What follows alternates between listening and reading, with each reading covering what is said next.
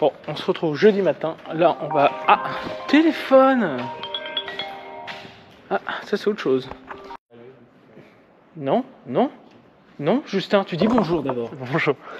Faut que j'arrête de faire des gros plans de ta tête. Alors qu'en vrai, t'es plutôt beau gosse, regardez-le. Des chaussures jusqu'au crâne. Tu fais un tour de magie ou quoi? Vas-y. Non, je sais pas faire.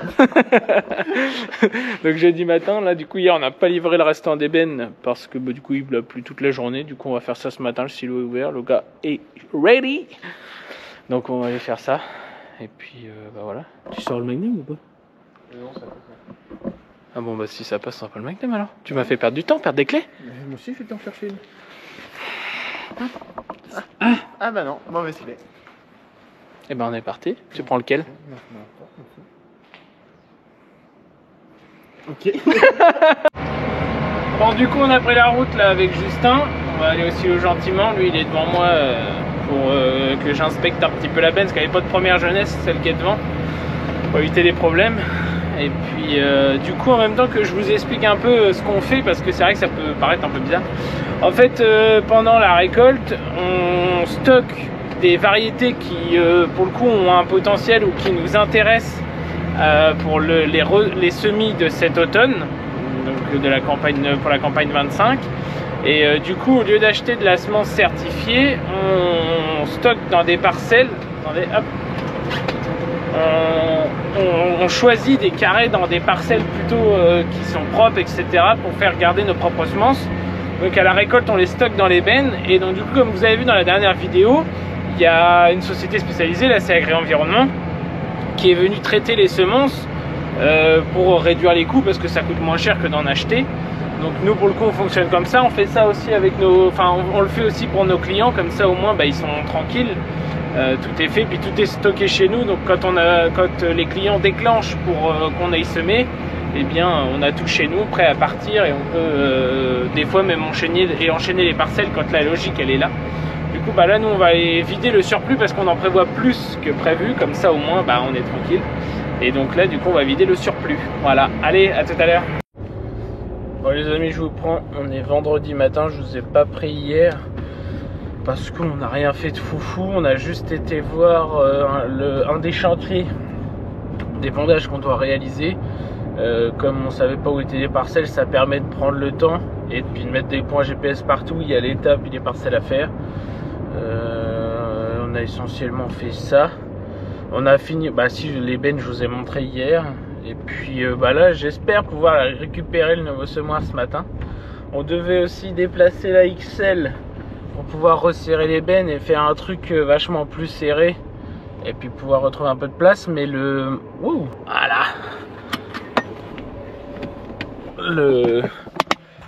On a plus de 4,80 pour le HD parce qu'il est sur celui-là qui a la charrue et j'avais pas envie de démonter toute la charrue pour le ravoir parce que je peux pas le ravoir sans démonter la charrue.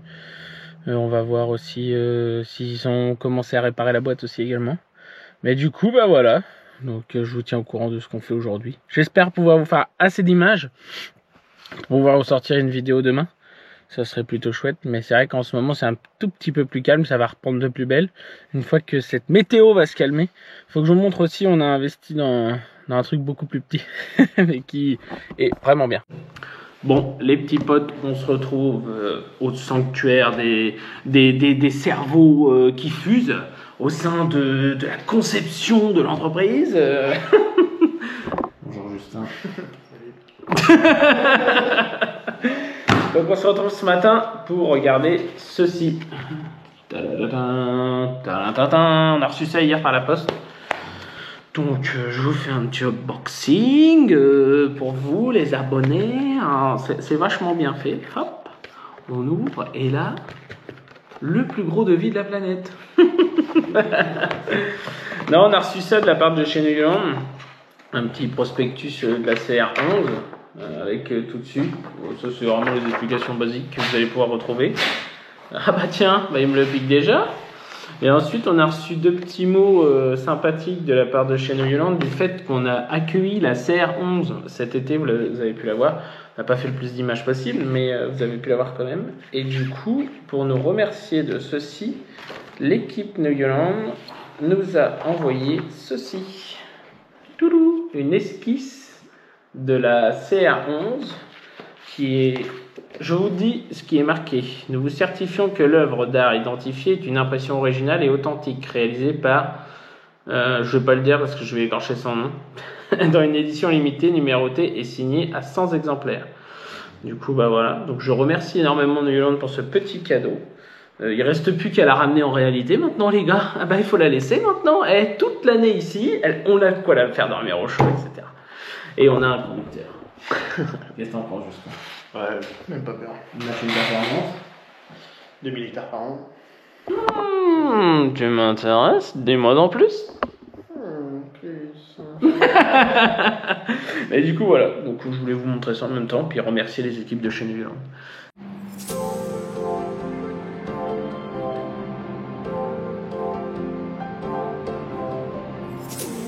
I see what he loves about you. You're so perfect. Hope you know that you got everything. Let's up and I'm haunted. And if I'm being honest, I see what he loves about you. You're so perfect. Hope you know that you got everything. Let's up and I'm haunted. And if I'm being honest, let's up and I'm haunted.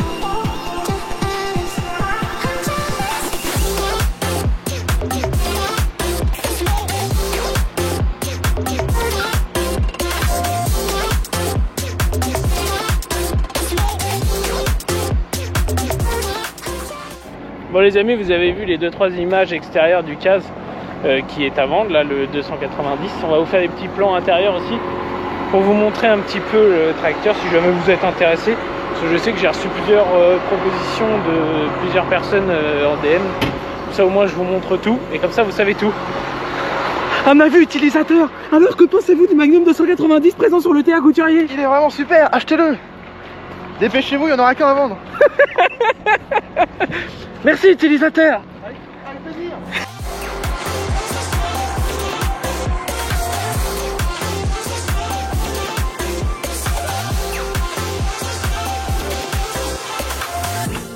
I see what he loves about you. You're so perfect. Hope you know that you got everything. Bon là le tracteur est dans son jus parce que le tracteur est encore en train de travailler. Il sera disponible à la fin de la saison comme je vous ai dit dans la prochaine vidéo. Mais voilà, il est vidange fait par nous régulièrement, tout l'entretien est fait par nous. Wouh! Donc maintenant qu'on est à l'intérieur, vous pouvez voir, il a 3132 heures. Il va pas en faire tant que ça, mais il va finir à 3002, 3003, 3003 je pense. Mais du coup, bah voilà, pour vous dire un peu, si jamais vous êtes intéressé, il y aura des annonces faites exprès. Bon ça y est, les amis, c'est le grand show, c'est le grand départ. On repart avec le Kuhn tout neuf. Ça va pouvoir fly un petit peu. Bon, on ramène ça à la ferme et puis on vous fera un petit tour une fois que ça sera arrivé là-bas. Allez, à plus les boys! Know that you got everything. Let's up and I'm haunted. And if I'm being honest, let's up and I'm haunted. Bon, t'as eu où mon doigt? Nouveau semoir arrivé. La petite nouveauté. Qu'est-ce que t'en penses, Justin?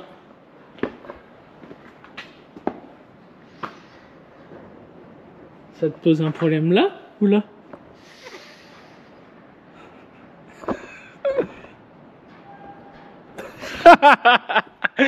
Bon, on va vous montrer un petit peu toutes les spécificités, intérieur de trémie, capacité, nombre d'éléments semeurs, largeur des disques semeurs. Ah ouais, je suis content de mon achat là. Ah là c'est, j'ai acheté un petit Kuhn, je suis heureux là. Nouveau joujou là. Regarde-le là. Du coup, les premières informations, on est repassé sur 3 toupiomètres. On était avec la 6 mètres, je crois que le 6 mètres était comme ça sur l'autre aussi. Le 5 mètres est en 4 toupies. les grandes lignes, donc 6 mètres rotatives avec barre niveleuse gérée en hydraulique tracteur. On a vu une évolution au niveau des décrotteurs, ils sont pas les mêmes que ceux qu'on avait sur le Moduliner avant. Puis après, bah ma foi, c'est un semoir, hein. On va le déplier, on va vous montrer tout comment ça marche, hein. Allez. L'ensemble du semoir est piloté par un CCI 800 en isobus parce que celui-là est équipé, mais ça faisait trop petit de rebasculer ça sur l'écran. Sur le 340, on mettra ça en connexion directe isobus, on supprimera le CCI, je pense. Ça va voir avec Stéphane. Après, tout se pilote en hydraulique. Pour le coup, ça change rien du Pottinger. Ça, c'est à peu près pareil. Donc je le déplie puis on fait le tour. Bon, on a fait un petit peu joujou pour voir comment ça marchait jusque là. Tu peux venir, n'aie pas peur. On va vous ouvrir la trémie, comme ça vous allez pouvoir voir en même temps que nous dedans. Ah, s'il reste des petits billets, on sait jamais. Donc là c'est simple, on enlève ça à chaque fois. Puis après normalement il me semble que de mémoire, il faut tirer là-dessus et après, magie. Ah, loupé le tour de magie. Magie. Donc voilà, c'est une monotrémie. Par rapport à ce qu'on avait avant, ça change. Par contre, on a rajouté une petite trémie qu'ils appellent SH chez Kuhn. C'est fait pour tout ce qui est petites graines, etc. Donc pour le colza, plutôt que de mettre dans la grande trémie. Ça, par contre, c'est un peu con. J'aurais pu l'ouvrir par l'autre côté. Mais en gros, voilà, c'est une toute petite trémie. Vous pouvez voir dedans. Et donc, du coup, ça nous servira principalement pour le colza. Puis à mettre s'il y a besoin, quoi. Mais voilà, sur le principe, ça reste basique. Hein. C'est tout ce qu'il y a de plus simple, une réglette. Comme ça, au moins, pas besoin de se faire chier pour faire la dose de semis. Enfin, avec quelque chose comme le Pottinger qui était en full électronique. Ça allait bien aussi, pour le coup, la trémie du Pottinger marche bien, pour le coup. C'est une conception complètement différente au niveau de la trémie avant. L'autre était vachement plus courte. Là, on est sur quelque chose de vachement plus long. Donc au niveau de l'arrière, nous on est monté avec des dents carbure parce qu'on en a besoin, parce que sinon on les changerait tous les 5 minutes. Comme option, on a pris réglage de la herse depuis le boîtier de cabine. Comme vous avez pu voir, il y a plusieurs réglages là-haut. Pareil pour la barre niveleuse. Parce qu'il y a dans certains endroits, on va dire qu'on en aurait un peu besoin, d'autres non. Là, ça va permettre de la cabine. Alors, ça coûte rien de descendre. Mais je sais que sur le Pottinger, on se faisait un peu plus chier à la régler, à trouver le bon cran et tout ça. Là, vous montez là-haut, vous changez le réglage, c'est parti. On est parti en 15 cm d'écartement aussi. De toute façon, c'est ce qu'on avait avant sur le Sky, ça va bien. C'est la limite pour le lin. Le mieux, c'est 12,5, mais bon. On a vu avec nos techniciens lin et eux, ils sont pour. Il y a pas mal de gens qui s'aiment en 15 maintenant. Et puis, bah voilà, que vous dire d'autre. On n'a pas les traceurs de prélevé parce qu'on s'en sert pas du tout. Là, il y a les éclairages qui se replient et qui se déplient en fonction de où se positionne la herse dans l'espace. Ça, c'est l'échelle pour accéder à la trémie là-haut. Ça va, mais c'est pas non plus... Enfin, de toute façon, c'est pas un truc à faire tous les jours, hein, malheureusement. On n'a pas pris non plus de traceurs latéraux parce qu'on s'en sert plus du tout. Sur le Pottinger, ils sont repartis neufs comme ils sont arrivés. On s'en est pas servi. Parce qu'en 6 mètres, bah, c'est facile, quoi. Maintenant, à voir au travail ce que ça va donner. Là, il y a eu un montage, je vais vous montrer. Tac, faire le tour. Par contre, en conception, ça n'a strictement rien à voir avec le Pottinger, quoi. La conception est pas du tout pareille. Moi, je pense que ça devrait rester un paquet d'années ici, pour le coup.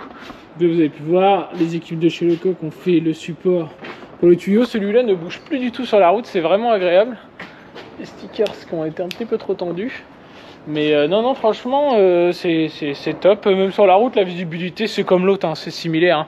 Moi, je l'ai ramené, là, c'est similaire. Après, on verra, on va attendre les équipes de chez Kuhn aussi pour tout ce qui est réglage, pour tout régler. Parce que bah, forcément, il y a quand même pas mal de réglages à faire. Et puis, pour cet automne, on va se mettre avec le T8. Et puis, au printemps et au prochain semis, on s'aimera avec le 340. C'est là qu'on va voir ce qu'il a dans la moelle, le petit gars. On a eu aussi pas mal de trucs avec le semoir, des pièces diverses, etc. Puis les béquilles pour poser, parce que la rampe de semis peut se poser, on peut travailler qu'avec la herse. Bon, c'est pas ce qui va être déplié, enfin enlevé le plus souvent. Après, quand c'est comme ça, on remonte, hop, on remonte la ligne de semis et puis on travaille quand même. Je referme la petite trémie. Hop, c'est simple comme bonjour, comme dirait l'autre. Hop là, ça va nous changer. Mais bon, après, chez Kuhn, on connaît, on connaît la solidité du truc. Et je ne doute pas de ce qu'on vient d'acheter. Impeccable, ça c'est remis. On va demander ses avis à Justin. C'est parti. Qu'est-ce que t'en penses, Justin? Bon, c'est moi. Pour le moment, il est propre. Hein? Tu vas me faire le plaisir de le garder propre, s'il te plaît. Je m'en fous, c'est moi qui l'utilise. Comment ça? Redis-moi ça de peu près.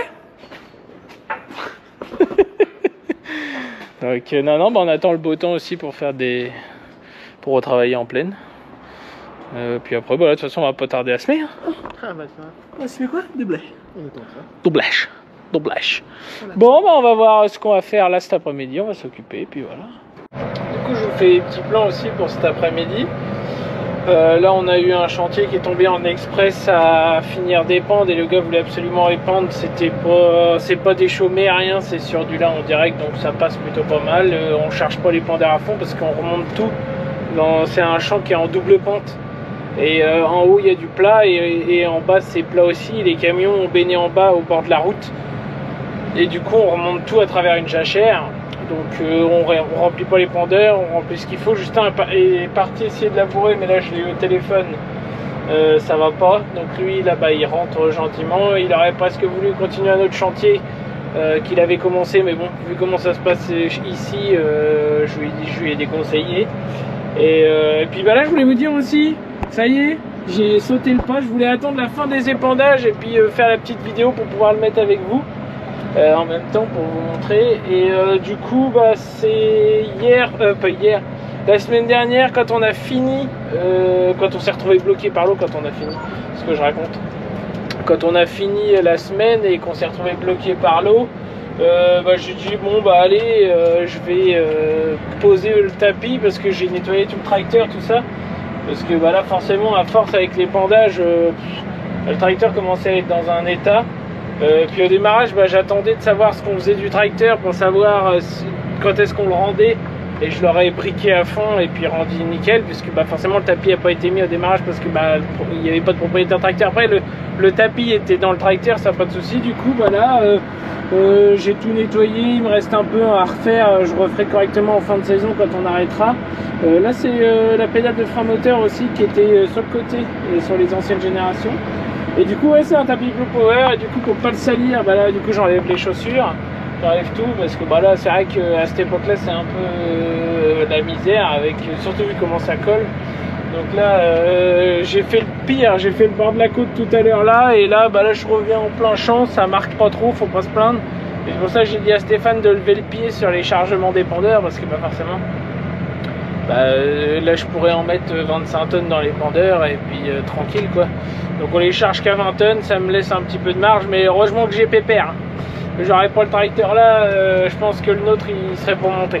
Là pour le coup ça me sauve vachement d'avoir 300 chevaux pour monter là, parce que du coup j'ai pas besoin de le faire tirer beaucoup, juste je le mets bien en place. Et puis bah, après il fait son boulot, je le fais pas monter vite non plus pour éviter de patiner comme un con puis de détruire la jachère. On y va piano l'équipe. Du coup bah, on va bien voir, j'espère en tout cas que la petite présentation du semoir vous a plu. De toute façon vous allez le voir dans les prochains jours tournés, parce que là maintenant que ça avance, on va se mettre à semer du blé rapidement. On devait commencer la fin de la semaine, mais du coup bah, on attend. Et puis bah voilà, et puis on va terminer les épandages, que du coup bah, j'ai toujours pas fini, et que tout ça je prends du retard. J'ai oublié de vous dire aussi, de vous parler, il me semble que j'en ai parlé mais vaguement dans une des vidéos là dernièrement, parce que vous êtes pas mal à me demander des nouvelles du Berthoud, etc. Malheureusement bah, notre Berthoud a été ramené chez Chevalier, il va être réparé et tout ça. On nous en a prêté un en contrepartie. Après vous dire combien de temps ça va être en combien de temps ça va être fait, etc. Je sais pas, j'ai aucune date de quand le nôtre va revenir, mais bon pour l'instant on a eu un équivalent pour pouvoir se dépanner, parce que vous savez très bien que le pulvé c'est la chose la plus importante qu'il y a sur une ferme ou une ETA, et quand ça se met à déconner ça devient vraiment chiant. Le pire c'est quand ça déconne, quand c'est neuf. Donc bon, puis là pour le coup bah, avec Stéphane, avec les investissements qui étaient prévus, etc., on n'a pas trop l'envie ni le budget de changer un machin qui était techniquement déjà changé. et dans lequel on avait déjà investi de l'argent pour pouvoir faire que ça se passe bien. Donc là, pour le coup, les établissements Chevalier vont le réparer en partie. Et puis il doit redescendre à l'usine Berthoud pour qu'il refasse la peinture, etc. Mais bon, ça prend du temps. Là, on va pas se plaindre. Pour le coup, on en a un pour nous dépanner. Donc ça va se faire gentiment, mais c'est vrai que c'est usant quand ça se passe comme ça, de devoir se battre pour avoir un truc correct, alors qu'on a investi de l'argent, du temps, etc. et qu'on est prêt à aider, à dire ce qui va pas, etc.